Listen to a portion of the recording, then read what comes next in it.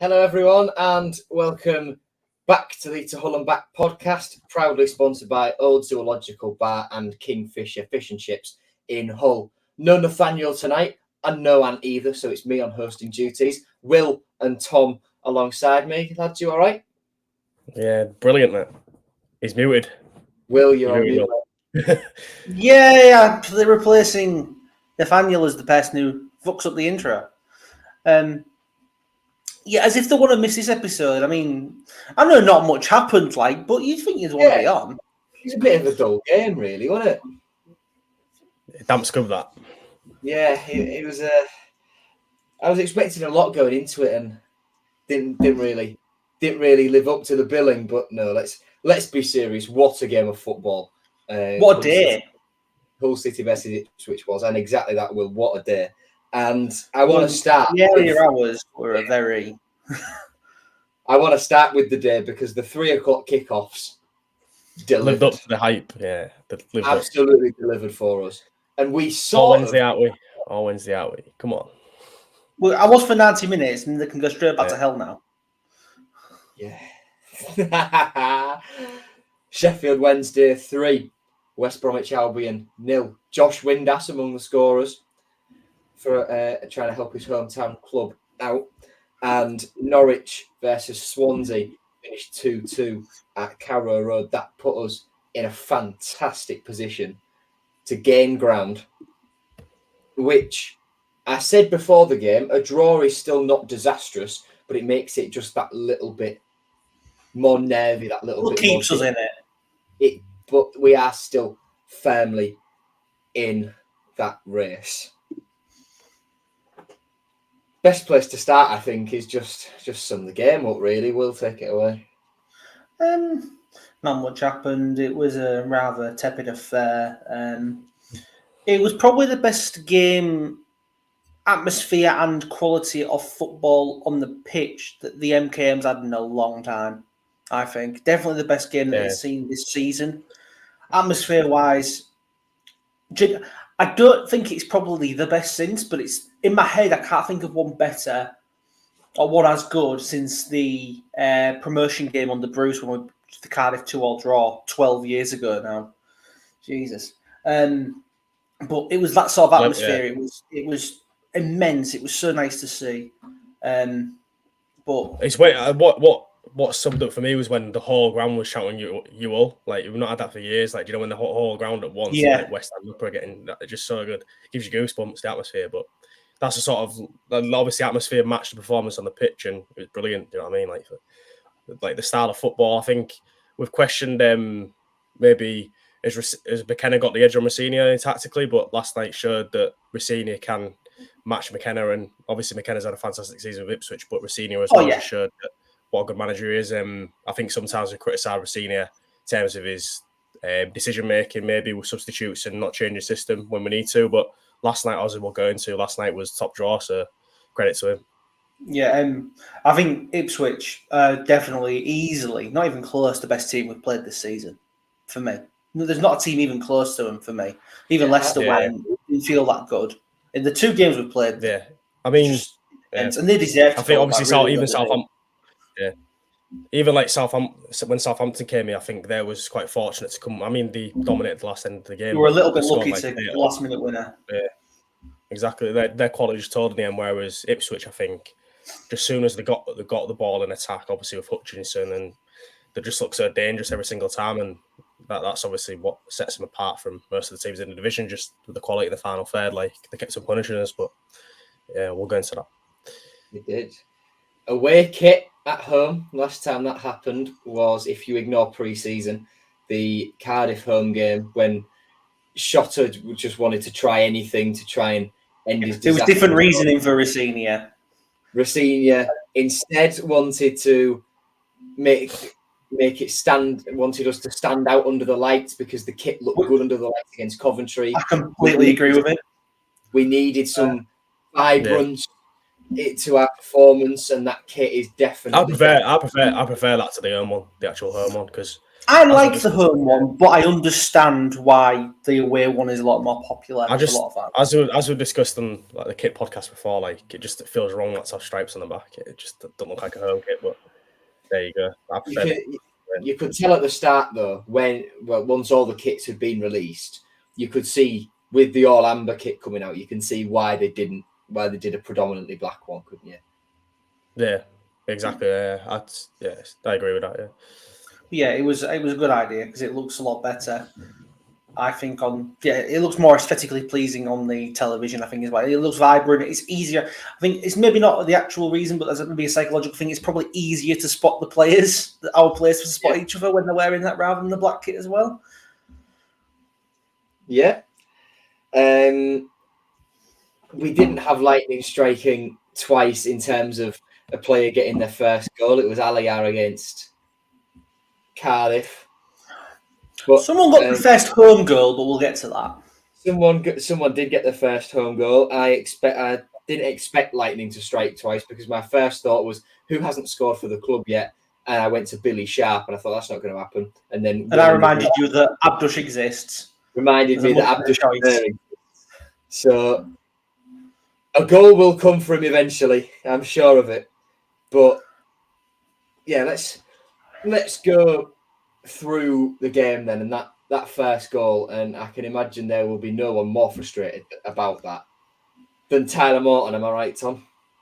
Yes, it's an unfortunate one. I think obviously we all know it should have cleared it, but I think it just sort of bobbled up and he missed it, and then obviously the striker took the chance. And fair play to George. It was his first minute since up until December, since Boxing Day. Yeah, fair play to him. It's good finish. So we felt like towards that point we was playing well as well, and that felt like a bit of a setback. And then, but obviously credits how we got back into the game. I thought we played really well, and obviously I'll go into the goal. Obviously, Tufan. Again, it was similar. Was it the goal that Seri scored before? Yeah. So nicking the ball high. Yeah, high press to stop him playing out from the back. Obviously, Seri nicks has the presence of mind to playing Tufan, and what a finish, by the way. Like, it looks easy because most of the net's open, but he only had that little bit to aim at the top of the goal. 2 men on the line. Yeah, he's one of the best finishers at the club. I'll stand by that, and he showed that there. Like, his composure. I mean, a lot of players have probably tried to put it low and it gets cleared, but the fact he managed to put it roof of the net shows his confidence at the minute. The way he's playing, he's been brilliant. So he's hit double figures now as well for the season. Yeah, quality. I think I agreed with decisions to start him. To be honest, I think when you start him up front, he's quite hard to track because he drops deep, and the was dragging the centre backs out, and that's creating space. So. And of course, going back to the starting lineup, it was interesting. I think a lot of people were a bit iffy about not starting because of how well he did when he came on in the commentary game. I think it was obviously going to be a fitness thing. He's back. He's only just got back from injury, and he's going to be. He played a good hefty amount of the Coventry game. I always felt he probably wouldn't start, and it was the right decision because when he came on, as we'll see when we talk a little bit later, he had a great impact.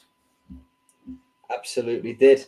And I think Tufan wanted to get 15 this season. He's fallen 5 short of that, but he has had a long spell where he's been on the bench and when he's had a few injury problems. So had he been starting every week for all 46, he might have done it. There's no doubt in my mind that Ozan Tufan would have hit 15 goals.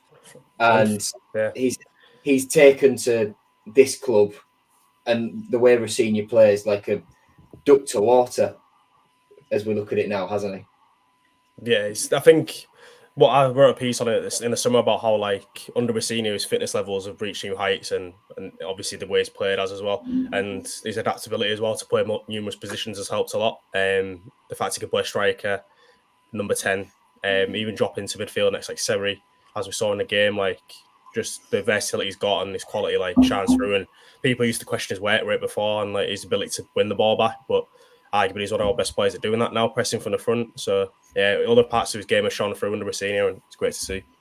In the second half as well, I thought when he had to drop a bit deeper because we brought the lap up, I thought his industry in there and his tracking, his movement, I thought he was top draw.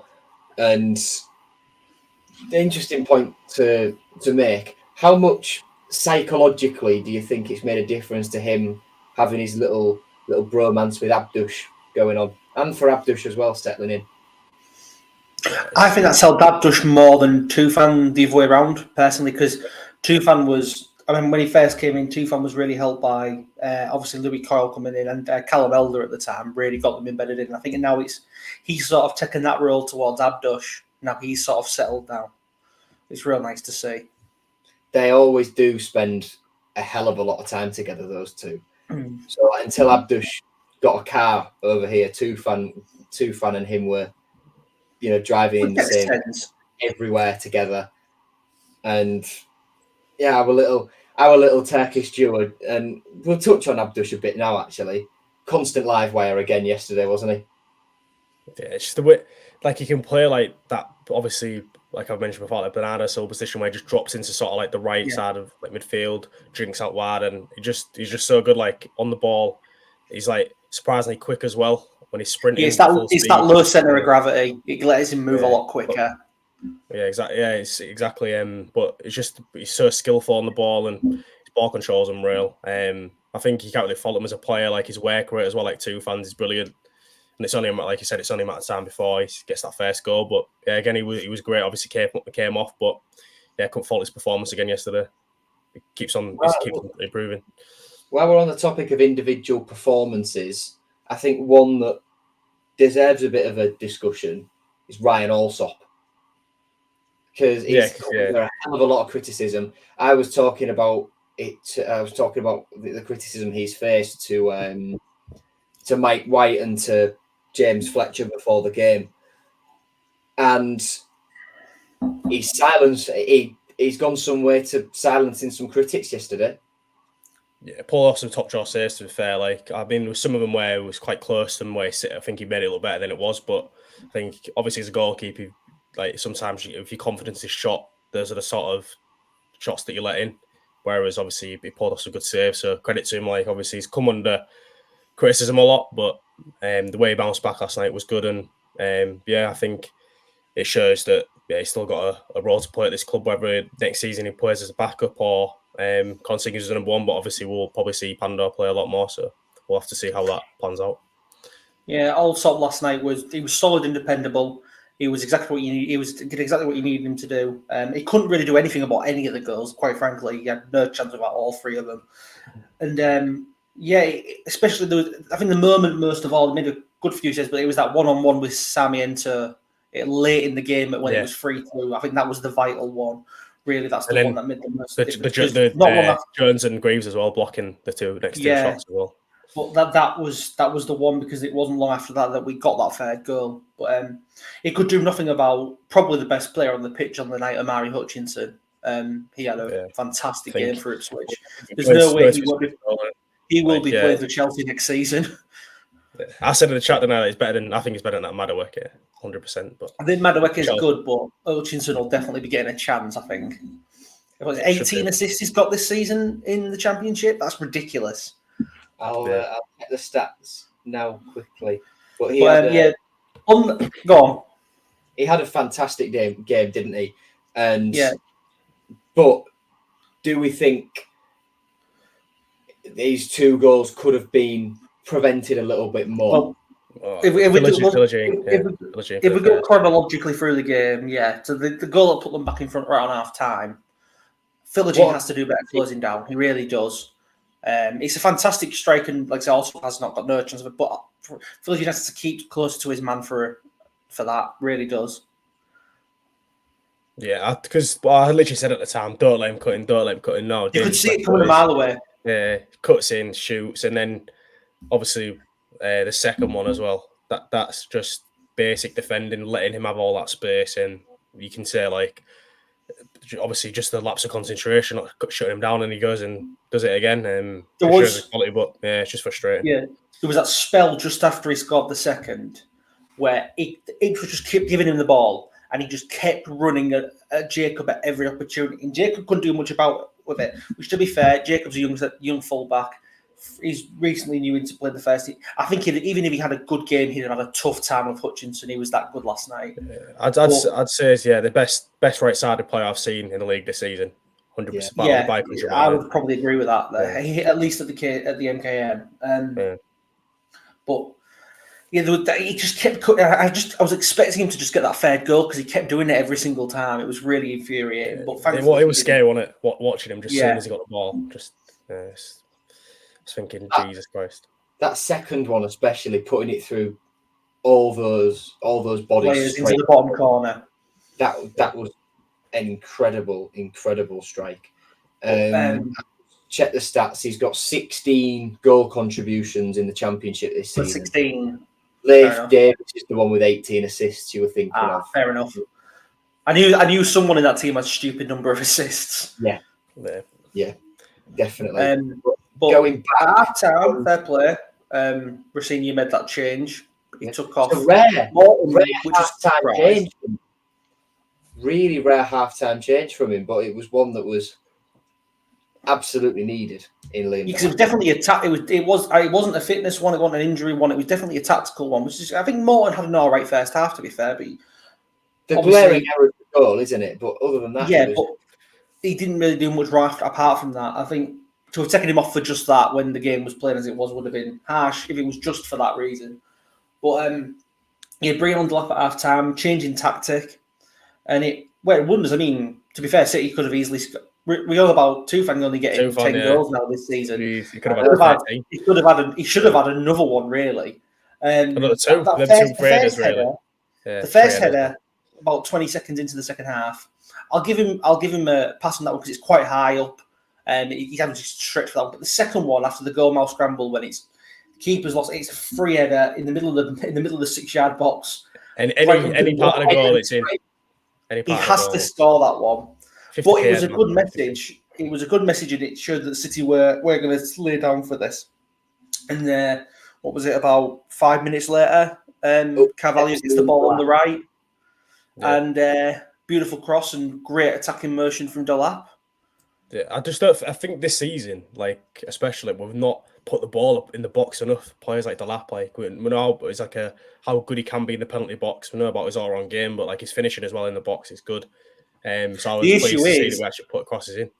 Yeah, the issue is we've not had players like Carvalho being the one who's played the ball to him because he's been injured almost the entire time Carvalho's been here.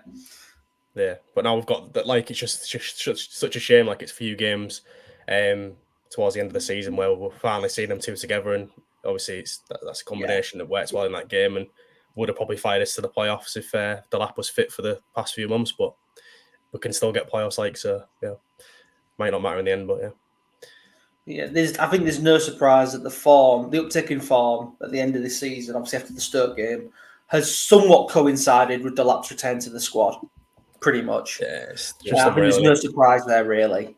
He's a popular character, isn't he? And more than that, he's just a phenomenal footballer. He's such a good player. I don't know what Preston and Stoke were doing wrong. Yeah, with him. I really don't. Really good point there, Will. Elsa on Twitter. Elsa? Elsa. She made a little edit of saying Preston have signed these 4 players, and it's. I saw that. We still need them for the Plymouth game. Greaves and Delap in Preston shirts, and they've got glasses on with a mustache, whatever, and a Preston fan said something about you can keep Delap, and I don't know who the other 3 are. To be fair, from their experience with him, that's fair enough because for them, he didn't score many. But he's a different player from the one that played for them, I think.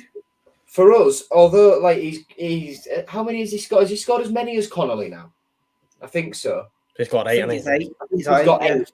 Connolly's he's scored as many as Aaron Connolly, but you look at what else he brings to the team, and just his presence, his power, the fact he can drop deep and help in our build up, and then get back into the positions he was in for that second goal, for the second equaliser on Saturday. Yeah, that's what he brings to us. And the third goal, another striker who we want to bring back, loan again or permanently. Yeah. Noah Ohio What a guy, man. Just this. for the second game in a row. I have been three games this season, come off the bench, score 3. Collected was how many points? Like 5 points, I'd say. Obviously, getting us the equaliser last night, and then the other. Is it 7? Yeah, 2 wins and a draw. No, but because it was draw, I'm just thinking obviously he was already drawing the game. That's an extra 2 points, and then against Coventry was drawing. That's an extra 2, if you know what I mean. But yeah, it's still obviously 3 goals from the bench. Such a great impact, and I'd love for us to bring him back next season. I think one part of his game where perhaps could improve, both strikers, his age, is probably his touch. Maybe he's approach player, but there's no doubt the guy. I was going to say that. Yeah, there's no doubt he can finish in box. He didn't cover himself in glory, did he? Yeah, he's a young striker. He's very raw. I've criticised him for that touch a few times on here, and it's not a great touch. But he had a couple of chances before that. Obviously, he had that moment when he had an effort deflected that was saved all right by Ledecky. Obviously, we saw the Sarmiento chance that was just before it as well, that also saved well. But it was a good finish. I was really worried when he first hit it. I thought he'd hit it against the bar and it was coming back out, and I was like, no. And then I realised it was. And then I just saw the crowd go. Yeah, it's a good finish there as well. It was a good finish. It was the deep cross. Obviously, it was good. It was a decent effort from Jacob. I think again, Ipswich keeper Ledecky should have done better with that parrying it out. He parried it straight away. But it was a good reaction. It was on the half volley, in off the bar, and it was perfect. Noah Ohio came on in the 67th minute against Rotherham and scored the winner in the 71st. Came on in the 76th minute against Coventry, scored the winner in the 78th. Came on in the 74th minute against Ipswich and scored an 87th minute equaliser to make it 3-3 and keep the playoff dream alive. That's what you call obviously big players in big games turning up. I think that's the sort of player you need coming off the bench, and it's a shame that we're seeing here for whatever reason sort of persisting bringing Billy Sharp off most of the time, leaving Ohio out. We don't know why that is. I think it's purely. I think that was a fitness thing. I have a feeling because he looks. Yeah. I think Ohio looks leaner than he did when he first started playing for us. Yeah, I think it probably was that because I don't think he was playing much for his parent club, and but obviously coming here has helped working with better facilities probably, and obviously now he's getting fitter and stronger, and he's looking great, and hopefully we can bring him back next season, like you say. It'd be brilliant. I think the club will be trying to. I think they'll try and get him and Delap back personally. I think they'll want him back, and I think they'll try and get them back. Whether they do or not, sad to say. I mean, watching them both together though was great. It was great watching them both together, just entertaining. Yeah, it was nice to see us play 2 strikers. When was the last time we played 2 strikers? It feels like it's been a long time. We played 2 strikers at the same time in a league game. 2 proper strikers. Delap and Connolly earlier this season, but Delap was playing wide right, wasn't he? Yeah, Connolly almost doesn't feel like a striker. So it's 2 big lads who just want a number 9 strikers. Just it feels like a long time. But that's an interesting. It's an interesting point you make about Aaron Connolly. Actually, we'll speak more about Delap and Ohio in a second, but Aaron Connolly not on the bench again since he was assaulted by Angus Gunn against Norwich. He's hardly featured for us. Actually, while you mentioned that, the referee last night, Mr. Kitchen, it was the referee who thought that assault by Angus Gunn was a free kick on Angus Gunn. I actually thought he had an all right game, personally. I thought he had an all right game. At the end of the day. Yeah, because I think one of them games where he had to let the game flow because there was quite a few challenges going in, but he let it flow and he didn't. Apart from, he could have maybe sent Tuanzebe off. There was a chance because he got away with a couple of fouls all getting booked, and then when Tufan was almost through 1-on-1, he wasn't exactly 1-on-1, so it wouldn't have been a straight red. He hauled him down, and that probably should have been a second yellow at the time, but it didn't really massively matter in the end. I think he was all right, to be fair. Yeah. Anyway, going back to Connolly. But Aaron Connolly, since that Norwich game, I will quickly bring the stats up in front of us, but that was a concussion, which kept him out for the Sunderland game, and then there was an associated shoulder injury with that, which kept him out for a little bit longer. That was Aaron Connolly's last start for us in that one on Friday, the 12th of January. Since then, he missed 3 games out injured, then was subbed on against, who was it? Right at the, it was against Swansea late on. He was then an unused substitute for 3 games in a row before being brought on late again against West Brom with very little time to go. Then missed a game to play for the 21s, then wasn't named in the squad at all before being an unused sub, brought on late, another 2 unused subs, then brought on late again before being an unused sub against, who was that? I've got this big spreadsheet because he's number 44, it's miles away. Unused sub against QPR, then wasn't named in the squad for Watford, Coventry, or Ipswich. That challenge has massively changed the course of his whole City career for me. And with his contract up, no optional year to extend it for the club, it looked a nailed on certainty in the first half of the season that he'd get that new deal. Where do you both sit now? Based on the fact that, it seems like it was a combination of injury and from, I don't know if it's true, it seems like something off the field happened as well. It feels like, from what and he's got previous with that at previous clubs. So if that is the case, that's a concern. If he's going back to possibly old ways. The fact that Rossini is not, even though he's technically fit, his injuries have gone, he's back, and Rossini doesn't trust him to bring him on, says to me that I think his time's up, and he's not going to be next season at all. I think I used to put tweets out like when he scored them 2 goals against Blackburn or signed a contract to get the contract at the end of the Rio Ferdinand video. I think majority of all City fans wanted him to sign a contract extension. Start of the season, he was on fire in front of goal, coming off the bench, making an impact, and we saw the real Connolly. And then past few months, obviously, like you've said there, will like coincide with injury and perhaps stuff off the field. He's just gone back to his old ways and perhaps I think this period has sort of just made it little to no chance that he's going to get a contract, and perhaps a few clubs may take a gamble him in the Championship, but after seeing his previous history, like he's going to find it tough. But yeah, he's like when he's on his form, when he's on his game, he's a great striker at this level, but just unfortunately it's not worked out for him. And I feel like I'd rather have a character like Ohio, who's clearly the happiest man who exists around the club. Yeah, he's smart. He's constantly smiling. Like I just love him so much. I can't believe how quickly I've fallen in love with him. He's like Timothy, isn't he, in terms of like how he carries himself around the club. He seems really, really popular. Yeah.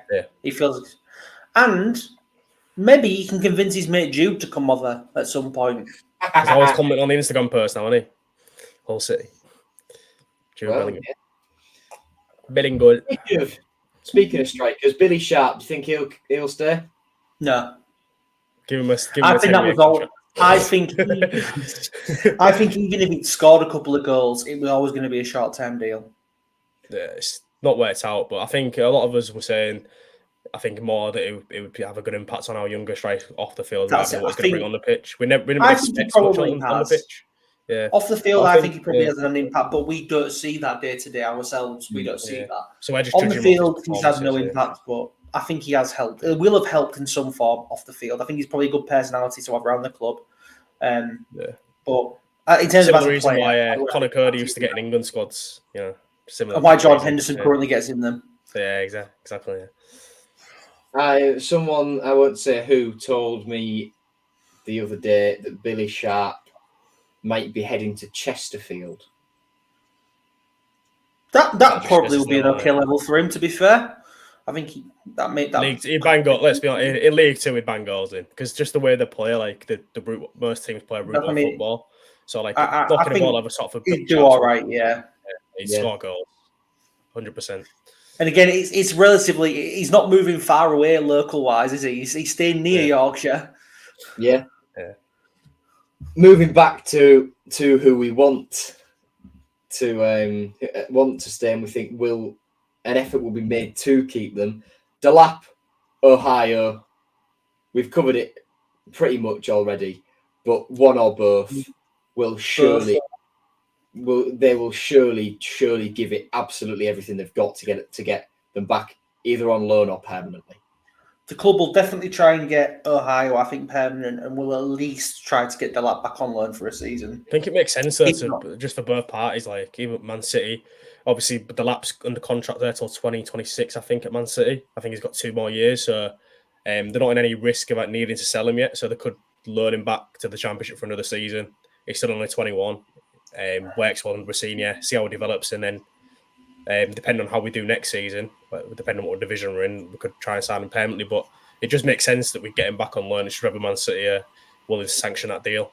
And because I think if he'd have carried on how he was before injury, some Premier League clubs might be looking at him. They still might, to be fair, on the basis of what he's done this season. But hopefully that's not the case and we can get him back. For THAB, it's clear that he fits the system here. He's a popular character amongst the players. The fans love him. So it makes sense, doesn't it? But just I think if he's got a pick of clubs, I think he'd want to come back here. Yeah, that it just shows the rapport we're getting now with these bigger clubs. A part of me thinks the injury might have actually helped our chances of that happening. Because I think if he hadn't got injured and if we carried on as we are, under our current team now, if he'd been playing that second half of the season with Philogene and then obviously and Carvalho and then behind him, he'd have probably scored a lot more goals than he obviously has because of the injury he's missed. And I think Man City might have looked at him thinking he'd scored maybe, let's say he scored 14 goals, maybe. And they'll probably looked at him and thought, we'll give him a seat. We'll try and give him a season lower in the Prem. But I think because he got injured, I think they might be willing to give, because he didn't have a full season, they'll be willing to give a chance of him back in the Championship again for one more season. And I think we'll be front of the list there because of how well we've done with the developing of those young players. Yeah, I think obviously keeping on the topic, I think one player that definitely will come back is Carvalho. I know he loves it here. He's too good for this division. It's just Premier League quality, and I would adore that, but there's no way unless Anna Flott decides he's surplus to requirements, and he for some reason decides if we went up, to join us. If we went up, would maybe have a chance permanently, but again, that's gonna set you back 15-20 million. So they don't really have that sort of money to spend. So it's looking like next, obviously Plymouth wears out. It's going to be the last time we see him in a City shirt, unfortunately. But probably it's a shame. Morton's another one. I think Liverpool will be demanding big money. The Liverpool are hard to call, aren't they? It's hard to say because of the change from Klopp to probably Arne Slot. It depends on how he reacts and what the new director of football they're going to have from next season wants to do with certain players. We're probably unlikely to get either of them regardless, but it's hard to say at this point. If I'm being honest, I don't think Morton's Prem quality yet. I don't see him. Maybe he is. I can see Liverpool maybe keeping hold of him and slowly bleeding him into the side, maybe over time. Yeah. Because you look at obviously Wharton, who's gone from Blackburn to Palace. He's had a great time at Palace. Yeah. Maybe Morton could do something similar, but from what we've seen this season, maybe he's probably not on Wharton's level yet. But and that leaves us, while we're on the loan discussion, with Anas Zaroury, who I believe is going back to Burnley this week because of his injury, and he won't play for us. I wouldn't bring him back anyway because he's done very little. Like Southampton game's he smashed the crossbar that led to the goal in his first game. Was that against Millwall? That was against Millwall. Yes. And then in the Southampton game, he could have had a hat trick. He was really good in that game, but apart from that, he's done almost nothing. Yeah, Leicester was the only game he scored. He's a luxury player, I think. I don't think he works as hard as the rest of the players in the team. He's obviously clearly talented, but it's not worked out for him. And I wouldn't have him. Burnley will need him next season, probably. Yeah. But to be fair, they've somehow dragged themselves. Well, I say somehow that they're only on like 20 odd points, but they're like 2 points behind, I think, so they can still stay up. Sheffield United coming down as well. Well, chances are. My heart bleeds. there'll be a Steel City derby next season in the. The other thing I care about with Sheffield United is that they broke the 100 goals conceded barrier, which is very likely at this moment in time. They're currently on 97. What are they on now? 97 they're on right now. Oh yeah, crap, yeah, because it was on 92 before this weekend. That's crazy. Yeah, and obviously Newcastle smashed them. They broke Derby's record last time, didn't they? Yeah, it's just Swindon Town conceded, I think, exactly 100 back in the early 90s. But that was a 42-game season when they did that. So it looks like Sheffield United are going to do it with a lot less, with 4 less games at least. If you ignore the points, and that Derby side will obviously be, I think they'll have that for a long, long time. But are Sheffield United the worst team the Premier League's ever seen this season's incarnation? I'd look at the squad and I just think mid-table championship, to be honest. Well, probably fighting towards the top, but it's just awful, that squad. I don't remember that Derby team getting hammered as often as the Sheffield United team does at all. They did a couple of times. They weren't great. They weren't great. They got 11 points. But I feel like that was a tougher league back then as well, to an extent. The monopoly of Man United, Ferguson, and Chelsea. I mean, there's a monopoly now at the top, but I think the lower team. It was a tougher league back then in total, like across the board. I do think the Sheffield United team was worse, but regardless, fuck them. They're going down. 16 points Sheffield United on at the moment. 3 wins, ridiculous. Something we didn't actually mention about the game. Same wins as Derby, though, to be fair. I think there was something briefly I wanted to touch on in the game, which is actually my favourite moment. Well, my two favourite moments of the Ipswich game. I just want to quickly go back to it. Was coming out of the pitch, Jacob Greaves coming out with that deaf fan and wearing the ear defenders. Really nice, sweet touch. Yeah. And my favourite actual moment of the game, and I think it was probably the moment that got the biggest roar of the game, was right at the death when Hutchinson's shot, Allsop saved. It's going to fall. I think it was for Sarmiento. Somehow Jones blocks it on the line. Then it falls back out, I think, to Morsey, and somehow Greaves blocks it. Yeah. And just the noise from that. Yeah, we touched on the atmosphere a bit earlier, didn't we? And it was brilliant. I did my best to get the south stand going, and it worked. You and Uzzle. Me and Uzzle. Me on the east side, Uzzle on the west side. We got it going. And yeah, even West up in the heavens of the press box, it was loud. That's how good the atmosphere was. Well, yeah, it was quality. But we're going on Jones. I think I said in the chat, I think he's not really. I didn't think he had a good game yesterday. A few laps past. Yeah, that's the worst game I've seen Alfie Jones have in a long, long time. Yeah, I think he got rolled by Keith Moore a couple of times. His passing wasn't crisp as he usually is. Give it away quite a bit, but we could let him off because he's been brilliant all season. He has. Tom, I don't think you were on when we said who's voted for Player of the Year. Have you voted? Who did you vote for?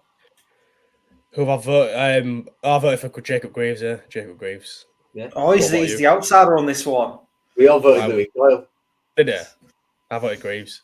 I voted Coyle. It was interesting. He was on the bench and apparently was fit. And I was interested when later on in the game he brought on Giles to play left back, which was he changed the tactics up a little bit again.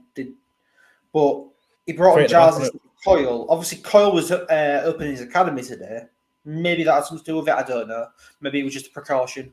Maybe it was letting Giles have one more game. But it was interesting considering he's fully fit. I think we'll see Coyle back starting again against Plymouth, personally, and Slater won't be playing right back anymore. He's done okay at right back, Slater, but he's not his position, and he's never a defender. But he's done a decent job playing there. Yeah, I think midfielder next season is a position we've got to address. Obviously, Morton going back. I think we will be. Yeah. If I'm being honest, I think Slater's a squad player, but if we have ambitions of going up, I think we've got to sign a proper solid defensive midfielder to go alongside Seri or replace her in the future. I think Slater's great. Obviously, he's been great for us, but I think he's not a starter for me in midfield anyway.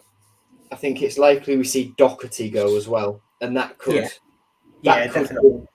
Depending on Doherty will be gone. Traore will be gone. Yeah. Connolly as well. Just them three definitely going. Depending on what the club see and whether they decide to keep Ollie Green around or not, they that could give rise to give more opportunity to players like Rocco, Coyle, Ollie Green, Xavier Simons coming back, and I said to Ollie the other day. Actually, I basically said, look, I think Doc will go, and we've got you, Rocco, Xavi coming back from loan already in that position. So I think, and I basically said, because his contract's coming up, I said that I think they'd be stupid not to keep you around, but we'll see what happens on that at the end of the season, I suppose. Playoffs then. Are we getting in there? Of course we are. Why would I say anything different? We're on a Hull City podcast. It'd be depressing if I said no. Will I like your logic? I'll follow that line. I think the thing is, right, West Brom, 3 losses in a row. The pressure's, even though they only need a point, the pressure's on them against Preston to go and win. And it looks like the wheels have fallen off in recent weeks, whether they're going to pick it back up. But obviously, we're going to get news if they go behind, and hopefully that trickles across to the players and we can get in front and nick the playoffs. But regardless, obviously, it's been a great season, but playoffs have been lovely. For me, as long as we win, I'm not too bothered. As long as we do our part in it. If we don't go into the playoffs, that's fair enough. Over 46 games, you've not been good enough to do it. And obviously, if we do finish with a win, we'll have 73 points. In a lot of seasons recently, that would have been a top 6 place, 73 points. The same as having over 90 points usually would have got you automatics, but obviously this season it weren't. It has been a much different league than recent ones, a much tougher league. Yeah, much harder, I think. Yeah, so I think regardless, it'll be a good season for me all round. Yeah. Look at that 6-game period where we took 2 points, I think, and got 4 losses. But then I suppose West Brom then can look at their current form as the run they're on now if they don't get there. Yeah, exactly. Every team has their ups and downs ultimately, don't they? Yeah. And I think it is worth noting as we go to Plymouth, they are only 1 point outside the relegation. They're in trouble. Yeah. Huddersfield are pretty much down. Their goal difference is minus 27. They're 3 points behind Plymouth, whose goal difference is minus 12. So 15 goal swing just needed. Huddersfield, I think they are down pretty much. There's no way. And Joel are currently running around the living room in delight at the sound of that. Absolutely are. And then there's Birmingham as well, who've got Norwich on the final day. Those are teams that have been down there for so long now, and they're finally slipping through the trapdoor, I think. Because Huddersfield... To be fair, Norwich, where only 2 seasons... Sorry, not Norwich. Huddersfield, only 2 seasons ago, we're in the playoff final. Exactly, but since, I think, obviously, season after that, near there, and now they're looking like they're going to go... Well, they are going to go down. And then Birmingham as well, I think they've just been the bottom end championship for however long now, like probably 8 or last 10 seasons or something, and it feels like their time could be up, but it depends on whether they can beat Norwich. Sheffield Wednesday in 20th only need a point to guarantee their survival. Same can be said for Blackburn, although their goal difference is much. I think Blackburn are fine. I think it's going to go between Sheffield Wednesday, Birmingham, and Plymouth. Definitely. I think we were talking about this yesterday, sort of the group of us before the game. Had Blackburn not had Sammy Smodics, their season would be... Ooh, they could be in a lot of trouble. I think he's got like half of the goals nearly. Yeah. He scored 25 in the league. They scored 58. 58. So probably 45% of the goals or something ridiculous. On a similar vein, if Birmingham hadn't got rid of John Eustace and hadn't brought in Wayne Rooney, where would they have been? They They were could be fifth at the they could be time. fighting with us now. I don't think they would have been. I think they would have think they're eventually 12th or dropped down something. into. I don't think they'd dropped down to mid-table, but it's hard to say in it because it was so early in the season, and Rooney was so poor. And I mean, what he took like 2 points from about 15 games or something ridiculous. Mowbray started getting them back on track, and Rowett's doing okay there, but they're in a bad situation. Yeah, definitely. Like I say, playing Norwich. Norwich might be on the beach slightly thinking that their goal difference has pretty much saved them. What was last time like? If it was a Birmingham win and Plymouth win as well, I think a team could go down with like 50 points for the first time in I don't know how many years. Yeah, if both Birmingham and Plymouth win, Sheffield Wednesday fail to get a point, then Sheffield Wednesday will go down on 50 points. And the last time that happened... Wasn't it the first Bruce promotion season? I remember it happening then. It definitely happened that season, whether it was the last time. I'm just looking for it now. Charlton, the year we got relegated, went down. Blackburn as well. Blackburn in 2016 to 17 went down with 51 points. I don't know if that was last time. 17-18 did it happen? No. So it was 2016. Yeah. It's been a few years. Yeah.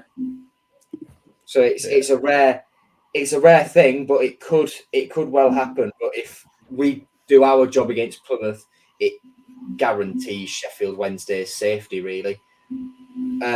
What a job he's done though, Rowe, to be fair. Like, no one. Danny Rowe, yeah. If they stay up, he should have been a contender for manager of the season. And having them awards before the season ends is always a stupid idea, I think, because... I think McKenna wins it anyway, but he's like a close second half. Yeah, and he did win it, and rightly so. To be fair, I think he did rightly so. But I think Rowe deserves to be in the running for it. I think it was quite funny when that happened. Obviously, Rossini got nominated, and a lot of the people were saying, Corberan should have been nominated. If we're in the playoffs come the end of next weekend, that will look very, very funny. Definitely. But we were on a poor run of form then, and we've turned it round, and we are still firmly in the hunt. Since the Stoke game, our teams, I don't think it's not that they've looked different. They've just seemed to put the tempo up a little bit more, I feel. I think that's what it is. There's a bit more urgency. We've seen his, like he said in the post-match interview, that like it's the first time he's played three at the back this season in a game. Like change it up. When he brought the lap on it was a 3-4-3 pretty much. When he was proud of the players for how they adapted, and I thought that it looks really good. Obviously, it's not a system you're going to play every game or from a start, but it's good knowing that Rossini has finally changed up the formation because it makes you unpredictable. And obviously, when Ryan Giles came on, played all right. I think that's his best position, like as a wing back, because left back is quite suspect defensive. I don't think we'll see him again, though. To be fair, right? I know we've got the option to buy. I don't think we'll. If Luke go downhill, I don't know if he'll stick around, but it would be good, obviously, left back for them in the Championship or left wing back. Yeah. They've got Alfie Doughty as well. Yeah.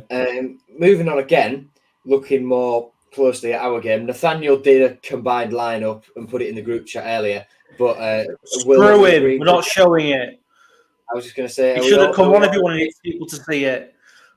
We on an agreement to not show that. I would make it our team plus maybe Whittaker at right wing. Well, he put Abdush on the left wing. So where did he play Philogene? He put Slater right back though. I just don't understand it because Slater's not being the best at right back. But ignore him. Don't announce it. Stop saying stuff. Yeah, we'll leave it there.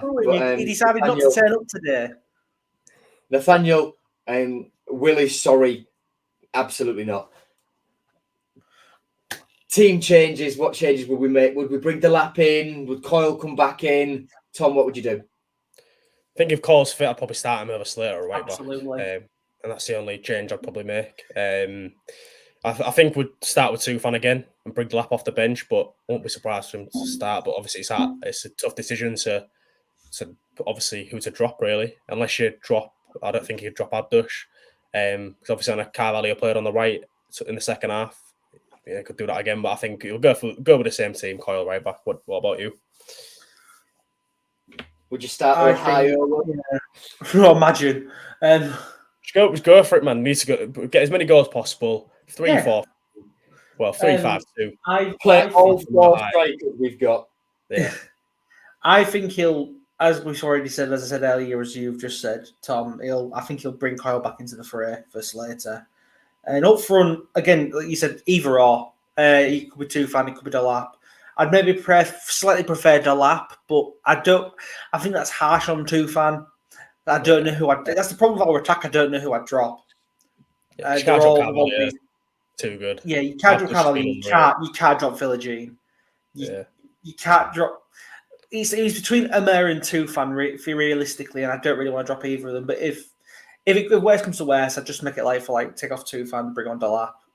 But it's hard to say. I think Coyle we'll see him in the final game. Panda coming in or not? Nope.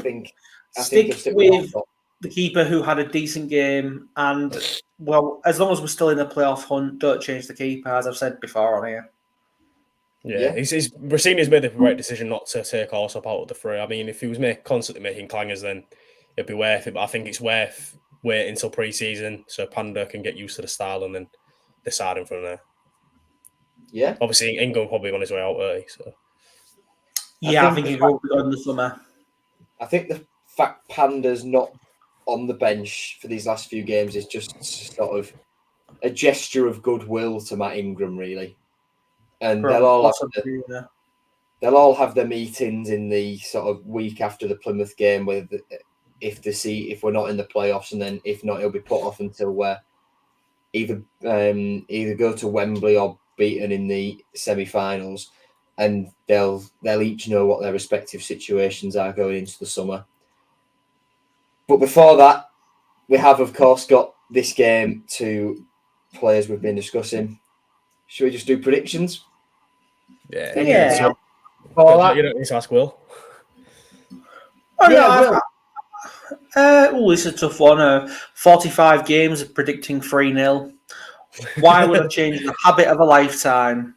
Of course, I'm going to predict 3-0. And obviously, as an aside, Birmingham are going to win 4-0. Just to add to that. Amer's finally going to score. Will Keane's going to score a hat-trick for Preston. Robbie Brady's going to get one at the end as well to make that 4-0. It's going to be all good signs all round. And I've just jinxed us completely, and I am very sorry. A million to 1 odds for that. 100%. 3-0. What's that? A 3-0 and 2 4-0s in the playoff hunt. Yeah. Yes. I've definitely just jinxed that. So like I say, I apologise to everyone. It's your fault if I don't get playoffs though. Well, you did say the other day that Sheffield Wednesday would win 3-0. I did. And you said that Swansea I'll keep them on that. would take points off Norwich. You did say they'd win 3-0, but they still took points off. They still took points. I got one of them right. You got the scoreline bang correct as well. Tom, what are you thinking? I'm going to say Plymouth 1, Hull City 3. Morgan Whittaker to get a consolation for Argyle, I'm assuming. Yeah. Who's going to score? Or Barley Mumba. I'm going to say Barley Mumba is going to score. Maybe. That's not a bad shout. I think Carvalho, Abdush to get his first goal, yeah. And then Delap off the bench to seal it 3-1. Will, who are your 3 scorers? Abdush, Delap, Ohio. Very nice. I think we will win 2-0. Goals will come from Fabio Carvalho and Jaden Philogene. And that brings us to the end, doesn't it? Yeah. There's a couple of things. Derby's back in the Championship as well, not just Portsmouth. Obviously getting promotion. That's the ground I've visited the most. That and Forest is the ground, like away ground I've visited the most out of any team in Football League. See, I've never been to Derby. It's just always fallen on like midweeks and stuff where because I've been. Our record there's horrendous. So you don't really want to go there. I've been to Derby once, and it was a good one. Was it when it was the playoff semi-final first leg? Oh yeah, that's still my favourite away game.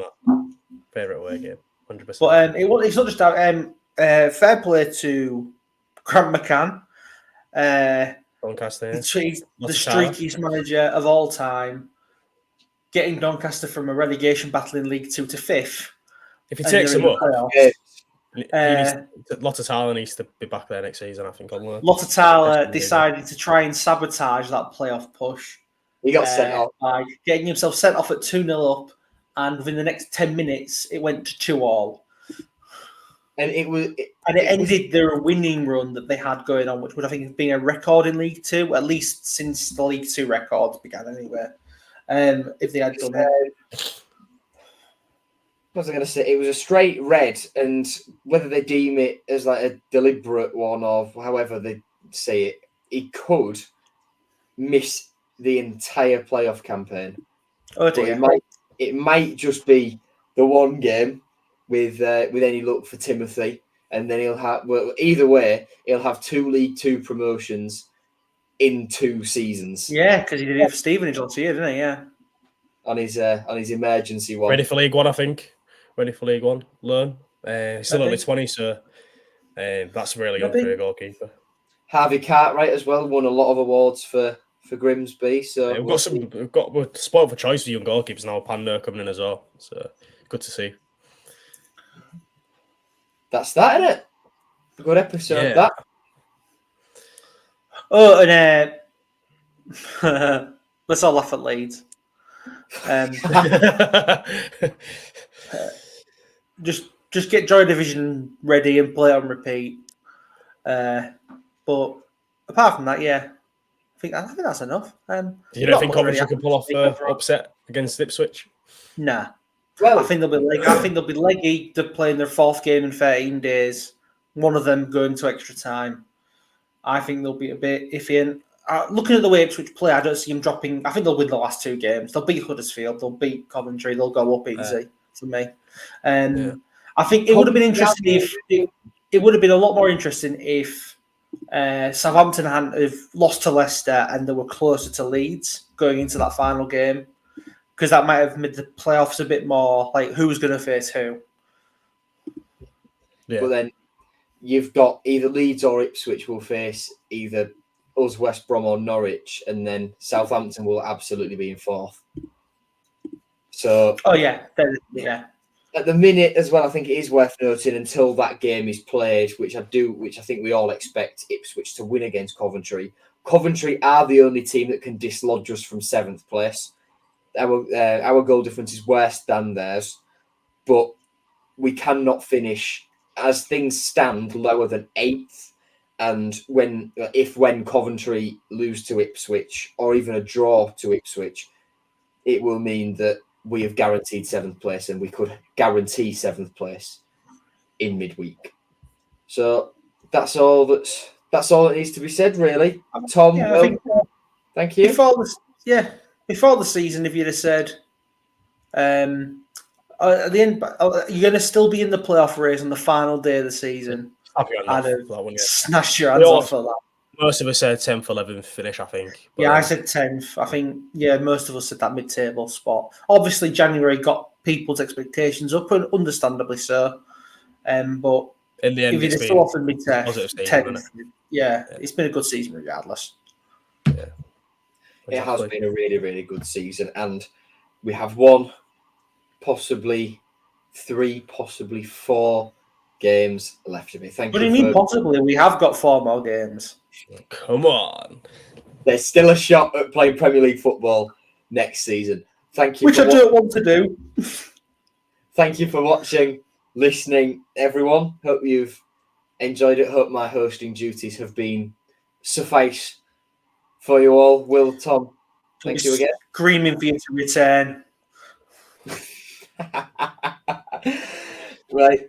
Take care, everyone, and you will hear our voices, see our faces again next week after Plymouth. We've promoted to the playoffs. Take care. See you later.